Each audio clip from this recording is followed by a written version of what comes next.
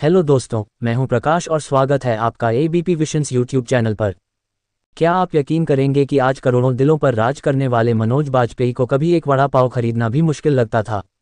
एक ऐसा समय भी था जब सिर्फ खाने के लिए उन्हें लोगों को धोखा देना पड़ता था। एक किसान का बेटा, एक छोटे से गांव से निकला लड़का, जिसने 3 बार रिजेक्शन के बाद आत्महत्या तक का सोच लिया था, कैसे बना हिंदी सिनेमा का सबसे बेहतरीन कलाकार। अगर आप जानना चाहते हैं इस संघर्ष, जुनून और सच्चे प्यार की पूरी कहानी, तो वीडियो को आखिर तक ज़रूर देखें। और हाँ, वीडियो को लाइक करें, शेयर करें, कमेंट में रियल हीरो ज़रूर लिखें और चैनल को सब्सक्राइब करना न भूलें ताकि ऐसी ही ज़िंदगी से जुड़ी कहानियाँ आप तक सबसे पहले पहुँचती रहें।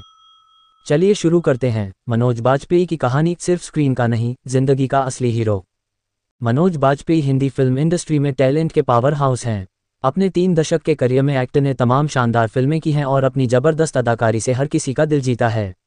मनोज बाजपेयी का डंका बॉलीवुड से लेकर ओटीटी पर खूब बजता है। चलिए आज जानते हैं कैसे किसान के बेटे मनोज बाजपेयी ने बॉलीवुड स्टार बनने तक का सफ़र तय किया। मनोज बाजपेयी का जन्म 23 अप्रैल 1969 को बिहार के वेस्ट चंपारण के बेलवा गांव में हुआ था।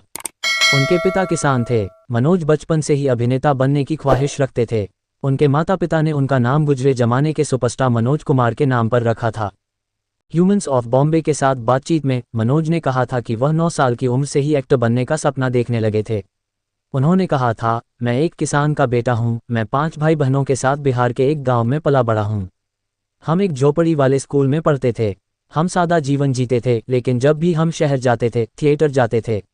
मैं बच्चन का फैन था और उनके जैसा बनना चाहता था। 9 साल की उम्र में मुझे पता चल गया था कि अभिनय ही मेरी किस्मत है। मनोज ने अपनी 12वीं तक की पढ़ाई बिहार से ही की और इसके अपने एक्टर बनने का सपना पूरा करने के लिए वो 17 साल की उम्र में दिल्ली चले आए थे। यहाँ उन्होंने 3 बार नेशनल स्कूल ऑफ ड्रामा में एडमिशन लेने की कोशिश की, लेकिन तीनों बार उन्हें असफलता ही हाथ लगी। इसके बाद वे इतना डिप्रेशन में चले गए थे कि उन्होंने आत्महत्या तक की कोशिश की थी। हालांकि उनके दोस्तों ने उन्हें उनके बुरे दौर से बाहर निकाला।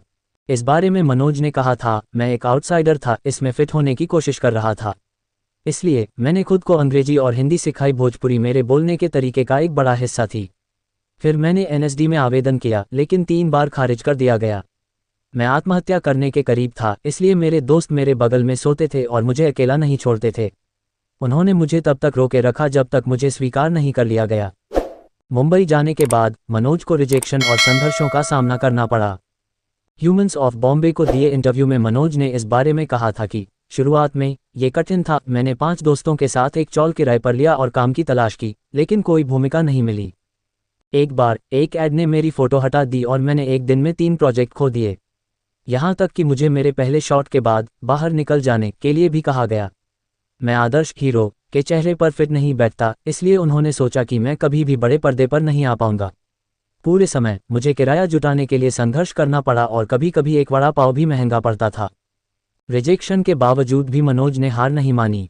उन्होंने कहा था, लेकिन मेरे पेट की भूख मेरी भूख को सफल होने से नहीं रोक सकी। 4 साल के संघर्ष के बाद मुझे महेश भट्ट की टीवी सीरीज में रोल मिला। मुझे प्रति एपिसोड 1500 रुपये मिले। ये मेरी पहली स्थिर इनकम थी। मेरे काम को नोटिस किया गया और मुझे मेरी पहली बॉलीवुड फिल्म ऑफर हुई और जल्द ही मुझे सत्या से बड़ा ब्रेक मिला। राम गोपाल वर्मा द्वारा निर्देशित क्राइम ड्रामा सत्या में मनोज ने भीकू महात्रे नाम के एक गैंगस्टर की भूमिका निभाई और इस परफॉर्मेंस के लिए उन्हें राष्ट्रीय पुरस्कार मिला। इस फिल्म की सफलता के बाद मनोज ने फिर पीछे मुड़कर नहीं देखा। मनोज ने कहा था, तभी पुरस्कार मिलने लगे।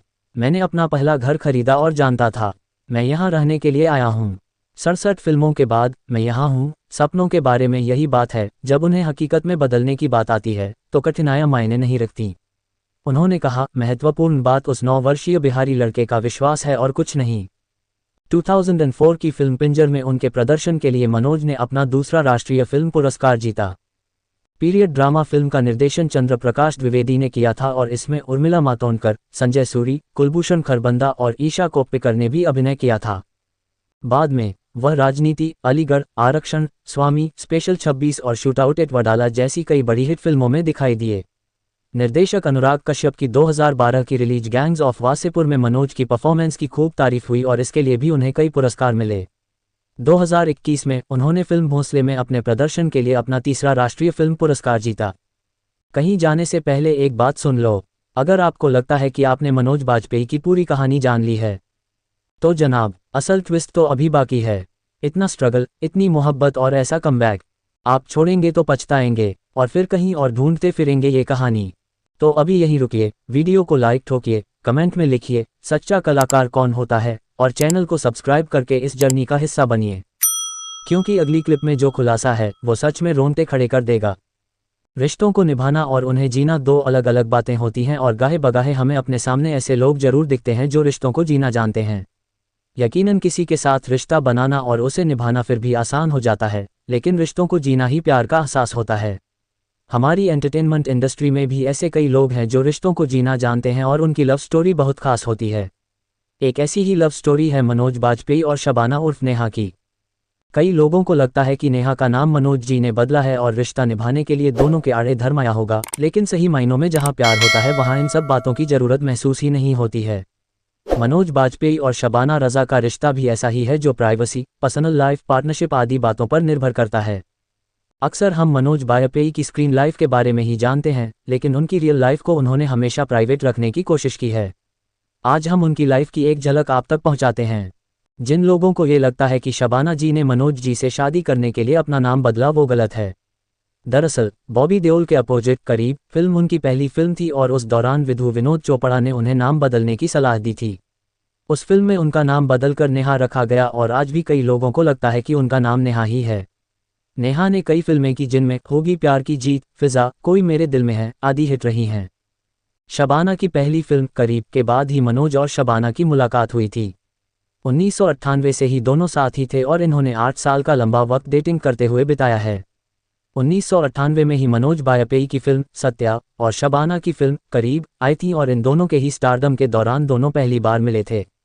हिंदुस्तान टाइम्स के एक इंटरव्यू में शबाना ने कहा था कि मनोज और वो दोनों 10 सालों से एक दूसरे को जानते हैं और करीब के रिलीज होने के कुछ ही दिनों के बाद दोनों मिले थे। इसके बाद से ही दोनों साथ हैं। दोनों ने शादी का फैसला बहुत सोच समझ कर लिया था। दोनों ने 8 साल तक डेट किया और अप्रैल 2006 में दोनों ने शादी कर ली। हिंदुस्तान टाइम्स के उसी इंटरव्यू में शबाना ने कहा था कि मनोज और वो खुद एक दूसरे को बहुत अच्छे से समझते हैं और उनकी हेल्दी रिलेशनशिप में पर्सनल और प्रोफेशनल लाइफ को अलग रखा जाता है। अपनी हेल्दी रिलेशनशिप को लेकर शबाना का हमेशा ये कहना होता है कि वो दोनों एक दूसरे को बहुत अच्छे से समझते हैं। मनोज बाजपेयी की पहली पत्नी नहीं है शबाना और ये बहुत ही कम लोग जानते हैं। मनोज अपनी जिंदगी को इतना प्राइवेट रखते हैं कि उनकी पहली पत्नी का नाम ही नहीं पता है। मनोज की शादी 1990 के दशक के शुरुआती दौर में हुई थी और वो उस दौरान स्ट्रगल कर रहे थे। ऐसे में मनोज बाजपेयी को मुंबई आकर रहना पड़ा और दूरी और पैसों की तंगी के कारण दोनों का साथ 1995 में ही छूट गया। मनोज बाजपेयी और शबाना रजा की पहली बेटी एवा नायल 2011 में पैदा हुई। उस समय मनोज 41 साल के थे और पहली बार पिता बने थे। बड़ी उम्र में पिता बनने पर मनोज बाजपेयी को कोई परेशानी नहीं हुई और उन्होंने और शबाना ने अपने किरदार बखूबी निभाए।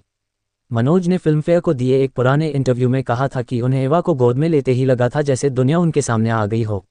एवा बिल्कुल शबाना जैसी दिख रही थी, लेकिन उस वक्त उन्हें शबाना की ज़्यादा चिंता थी। मनोज का कहना है कि एवा के पैदा होने के बाद वो काफ़ी समय तक मुंबई छोड़कर नहीं गए और जब उन्हें आरक्षण फिल्म के लिए बाहर जाना था तो उनकी आंखों में आंसू आ गए थे।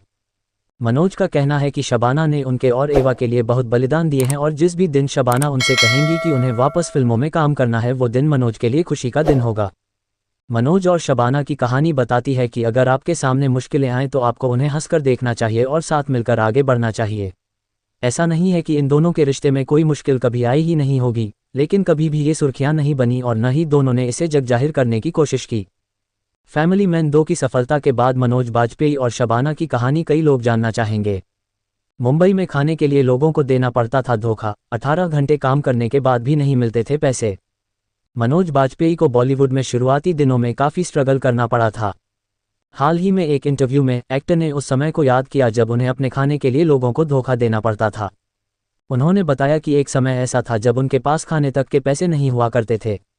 मनोज ने कहा, खाना ढूंढना उनके लिए उस वक्त की सबसे बड़ी समस्या थी। दिल्ली की बरसाती में रहना मुश्किल। मनोज उन्होंने हाल ही में मिंट के लिए रितेश अग्रवाल से बातचीत के दौरान अपने पुराने दिनों को याद किया। मनोज ने कहा, मुंबई में बेसिक ज़रूरतों को पूरा करने के लिए कई परेशानियों का सामना करना पड़ता था। बातचीत के दौरान एक्टर ने दिल्ली की बदनाम बरसातियों में रहने को भी याद किया और बरसाती में रहने के फ़ायदे और नुकसान के बारे में भी बात की। उन्होंने बरसाती में बिताए अपने दिनों के बारे में सोचकर कहा कि आज भी मैं वो दिन याद करके काम उठता हूँ। इस दौरान मनोज ने रिवील किया कि वे मुखर्जी नगर में बरसाती में रहते थे। उन्होंने कहा कि बरसाती का फ़ायदा ये है कि वे सस्ते होते हैं, लेकिन गर्मियों में बहुत गर्मी होती थी और सर्दियों में बहुत ठंड। एक्टर ने कहा, अगर बाहर का तापमान 40 डिग्री होता तो बरसाती के अंदर 45 डिग्री जैसा लगता, और यह नरक जैसा था। मनोज ने बताया कि उन्होंने कई सालों तक दिल्ली में रहते हुए नेशनल स्कूल ऑफ ड्रामा में पढ़ाने के साथ अपनी एक्टिंग स्किल्स पर काम किया और बाद में वह मुंबई शिफ्ट हो गए थे। बातचीत के दौरान उन्होंने कहा कि जब मैं दिल्ली में था तो थिएटर से मुझे पैसे नहीं मिलते थे, लेकिन फिर भी मैं बिजी रहता था क्योंकि दिन में 18 घंटे काम करता था। मनोज ने कहा, मैं अपने दोस्तों का शुक्रगुजार हूं क्योंकि दिल्ली में उन्होंने मुझे कभी भूखा नहीं सोने दिया था। अगर मैं दोपहर का खाना नहीं खाता था तो मेरे दोस्त अपना खाना मेरे साथ शेयर करते थे, लेकिन मुंबई में सर्वाइव करना मेरे लिए बहुत मुश्किल था। उन्होंने कहा, काम न मिलने के कारण मैं न सिर्फ फिजिकली बल्कि इमोशनली और मेंटली भी डाउन हो गया था। मनोज बाजपेयी ने बताया कि वो उस दौरान पूरी तरह से कंगाल थे। उन्होंने कहा कि मुंबई काफ़ी महंगी जगह है, जहां इस बात की कोई गारंटी नहीं है कि आपको खाना मिलेगा या नहीं। एक्टर ने कहा कि जब काम के लिए प्रोडक्शन वालों के पास जाता था तो वो भगा देते थे। तो दोस्तों, ये थी उस कलाकार की कहानी जिसने भूख, ठोकरें, रिजेक्शन और तानों को झेलकर खुद को साबित किया। मनोज बाजपेयी एक ऐसा नाम जो सिर्फ एक्टिंग नहीं करता बल्कि जिंदगी जीता है। अगर आपको ये कहानी थोड़ी सी भी प्रेरणा देती है तो इसे लाइक करना मत भूलिएगा। कमेंट में ज़रूर बताइए कि मनोज बाजपेयी की किस बात ने आपको सबसे ज़्यादा छू लिया।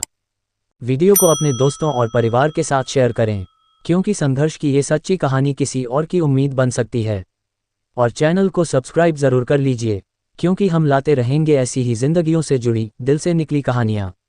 आपका कीमती वक्त देने के लिए दिल से शुक्रिया। आप देख रहे थे एक कलाकार की असली जद्दोजहद की कहानी।